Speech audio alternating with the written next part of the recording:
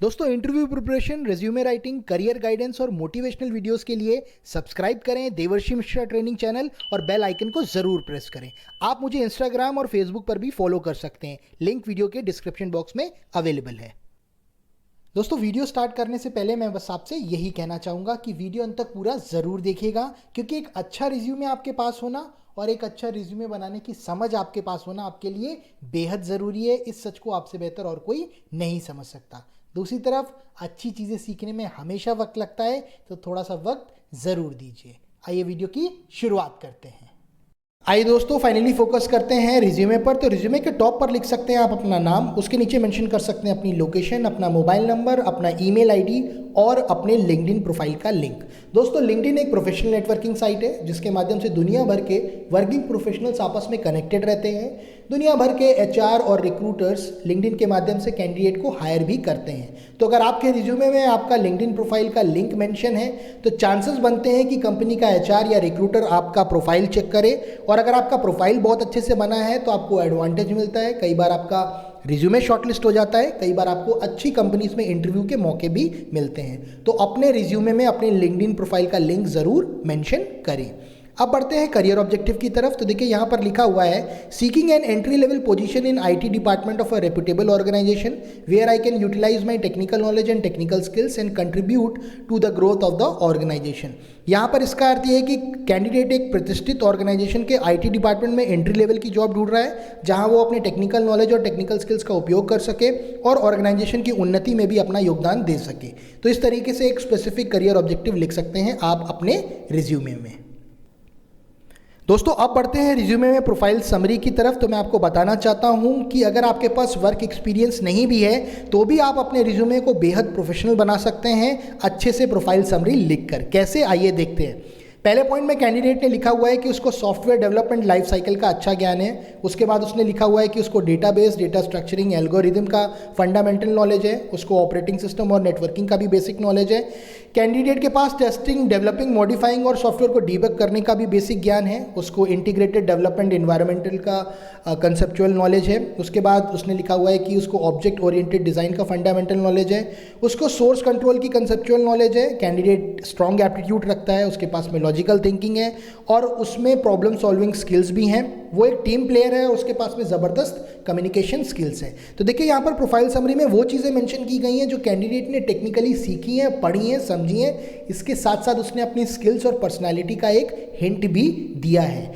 आप इस तरीके से एक प्रोफेशनल समरी लिख सकते हैं अपने रिज्यूमे में। दूसरा एडवाइस ये है कि जब आप कंपनी का जॉब डिस्क्रिप्शन पढ़ते हैं तो उससे भी कुछ फाइन पॉइंट्स आप पिक कर सकते हैं अपनी प्रोफाइल समरी में। ये आपको बहुत मदद कर सकते हैं, क्योंकि कई बार ऐसा होता है कि एचआर और रिक्रूटर आपका रिज्यूमे पढ़ते हैं और उनको लगता है कि जिस तरीके का कैंडिडेट हम ढूंढ रहे हैं उस तरीके के कैंडिडेट आप हैं, क्योंकि आप बहुत सारी चीज़ें उस जॉब डिस्क्रिप्शन से पिक करके अपनी प्रोफाइल समरी में लिखते हैं। तो इस तरीके से आप अपने रिज्यूमे को बेहद प्रोफेशनल और बेहद इंप्रेसिव बना सकते हैं अपने रिज्यूमे में अच्छे से प्रोफाइल समरी को लिखकर।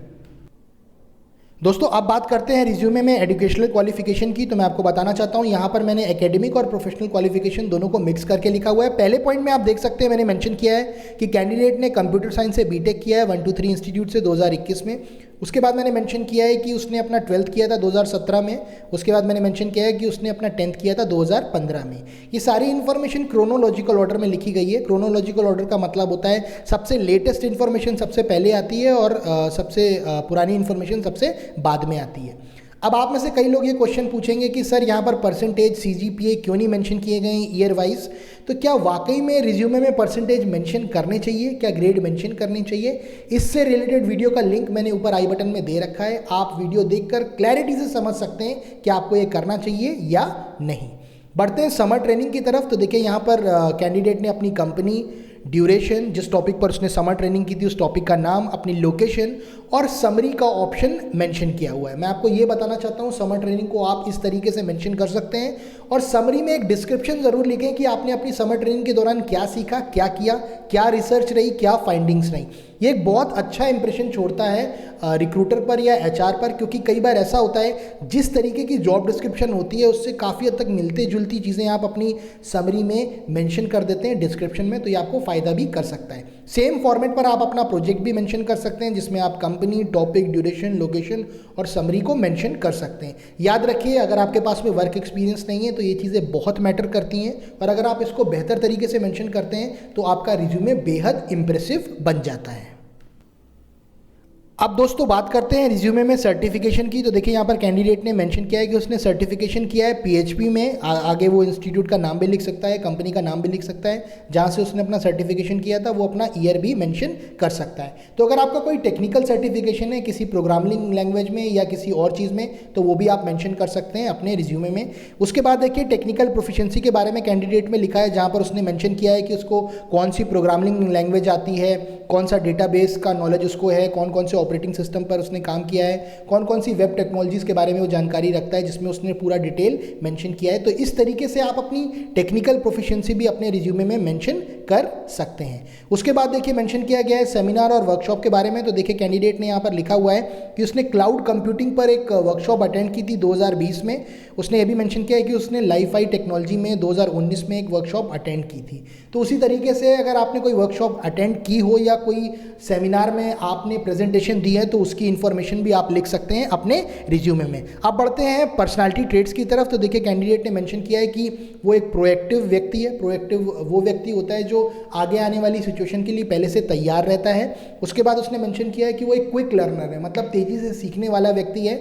और तीसरे पॉइंट में उसने मेंशन किया है कि वो एक क्रिएटिव व्यक्ति है, मतलब रचनात्मक व्यक्ति है। तो इस तरीके से आप कुछ पर्सनालिटी ट्रेट्स मेंशन कर सकते हैं अपने रिज्यूमे में। मैं आपको यहाँ पर एक टिप देना चाहता हूँ कि आप वैसे ही पर्सनालिटी ट्रेट्स मेंशन करें अपने रिज्यूमे में जो आपको उस जॉब के लिए एक फिट कैंडिडेट बनाते हैं। बहुत कॉमन से पर्सनालिटी ट्रेट मेंशन करने की ज़रूरत आपको नहीं है।